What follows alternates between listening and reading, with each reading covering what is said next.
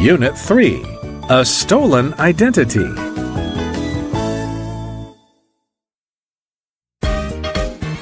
Reading.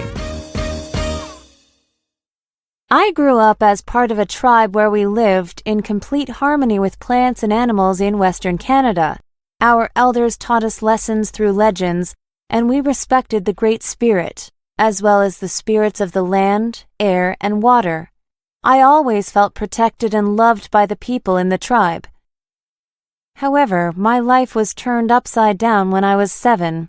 Some violent strangers came into our house and took me away. My parents begged them to stop, but these men still put me into a truck, and this left my parents weeping. 6 or 7 hours later, I arrived at a large building. A nun told me this place would be my new home. It was a school established for Indigenous kids like me. I immediately noticed that the adults there looked down on the way we dressed, talked, and acted. They cut our hair and made us wear different clothes. We missed our tribe so much, and we asked the nun to take us home. She yelled at us and even hit us, though. From that moment on, we lived in constant fear. Our lives at school were miserable. We were not allowed to speak our native language or talk about our native culture. Instead, we were forced to learn a new language and practice a new religion. If we violated the rules, we would be scolded and punished severely. The adults often asked us to do dangerous tasks, and it was common for us to get hurt. Lots of us should have been sent to see a doctor promptly, but no one came to our aid. Moreover, it was very cold most of the year. Not having adequate clothes to wear, we could barely keep ourselves warm, and quite a few students ended up with serious frostbite.